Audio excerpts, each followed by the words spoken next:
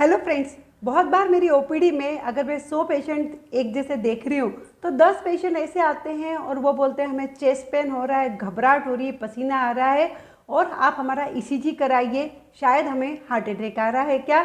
जब हम ईसीजी करते हैं, पेशेंट को एग्जामिन करते हैं तो पता चलता है सभी कुछ नॉर्मल है और तब तक पेशेंट को भी थोड़ा ठीक लगने लगता है। इसे हम मेडिकल भाषा में पैनिक एपिसोड बोलते हैं और इसी का एक पार्ट जब बढ़ के होता है उसे हम एंजाइटी बोलते हैं, जो हमेशा बार बार होता रहता है। एंजाइटी वाले पेशेंट्स जब हम कोई भी टेस्टिंग कराते हैं तो वो नॉर्मल ही निकलती है। मैं doctor Deepika Mundada, physician from Nashik, आज आपके सामने जनरलाइज एंजाइटी डिसऑर्डर के बारे में कुछ चीज़ें डिस्कस करना चाहती हूँ। वो इसलिए कि अगर आप एंजाइटी को समझ लेते हैं तो शायद उसको बचने के लिए भी आप कुछ प्रयास कर सकते हैं। एंजाइटी डिसऑर्डर काफ़ी कॉमन है। डिसऑर्डर लेबल करने के पहले मैं बोलूँगी एंजाइटी तो बहुत ही नॉर्मल रिस्पॉन्स है। जैसे कि मैं भी अगर किसी इंटरव्यू के लिए जाती हूँ या बड़े स्टेज पे परफॉर्म करना चाहती हूँ तो मुझे भी थोड़ी नींद डिस्टर्ब हो जाती है, मुझे फिक्र होती है कि मेरा परफॉर्मेंस कैसा होगा, क्या क्या चीज़ें हो सकती है, कुछ नए नए गलत विचार भी आने लगते हैं जो डर के रहते हैं।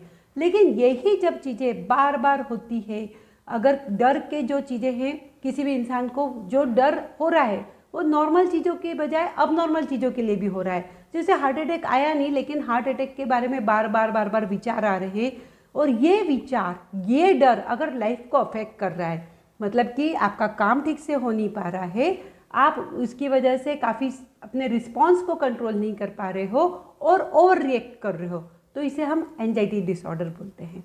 तो एंजाइटी डिसऑर्डर मतलब आपका काम अफेक्ट हो रहा है, बार बार से गलत विचार आ रहे हैं, डर है, आपका रिस्पॉन्स भी आप ठीक से कंट्रोल नहीं कर पा रहे हो और आप ओवर रिएक्ट कर रहे हो। तो इसके सिम्टम्स क्या क्या है? इसके सिम्टम्स होते हैं फिजिकल, मेंटल और बिहेवियर। फिजिकल सिम्टम्स मतलब क्या होता है? हाथ में ठंडा पसीना आना, हाथ में मूंगे टिंगलिंग होना, मसल्स टेंस हो जाना, या फिर पसीना ठंडे ठंडे हाथ रहते हैं, जीभ सूखने लगती है, उल्टी जैसा एहसास हो सकता है और पाल्पिटेशन, धड़ धड़ धड़ धड़ होना, या फिर मेंटल आपके थॉट्स डिस्टर्ब हो जाते हैं, बिहेवियर डिस्टर्ब हो जाता है, आप बार बार डर में बैठे रहते हो, नींद नहीं आती है, ये इसके लक्षण हैं। और ये किन लोगों में ज़्यादा होता है एंजाइटी डिसऑर्डर? जैसे कि जिन लोगों की फैमिली हिस्ट्री है साइकेट्रिक इलनेस की, या आपको कोई बीमारी है जैसे थायराइड या अरिथमिया की, या फिर आपका नेचर है थोड़ा शाय है, आप अननोन लोगों से डर मिलने से घबराते हो, शाय नेचर है, या आपको ट्रॉमा रहा है, स्ट्रेस रहा है लाइफ में, तो इन लोगों को होने के ज़्यादा चांसेस है। डेफिनेटली इसका treatment cognitive behaviour therapy, psychiatric therapy, counselling और कुछ मेडिसिन है, पर बचने के तरीके बहुत इंपॉर्टेंट है। बचने के लिए एक ही चीज़ करना है कि आपको माइंड अपना सेटल करना है बाय प्राणायाम, बाय योगा, एक्सरसाइज, और अवॉइड कैफीन वाले प्रोडक्ट, शराब वगैरह से दूर रहना, खाने पीने में नियमितता, नेचुरल खाना सबसे बेस्ट रहेगा आपके लिए, और साथ में रेगुलर अच्छी नींद लेना आपके लिए अच्छा रहेगा। दोस्तों से मिलना और अपनी चीज़ें शेयर करना, अपनी तकलीफ़ें शेयर करने से भी इसमें काफ़ी फ़ायदा हो सकता है।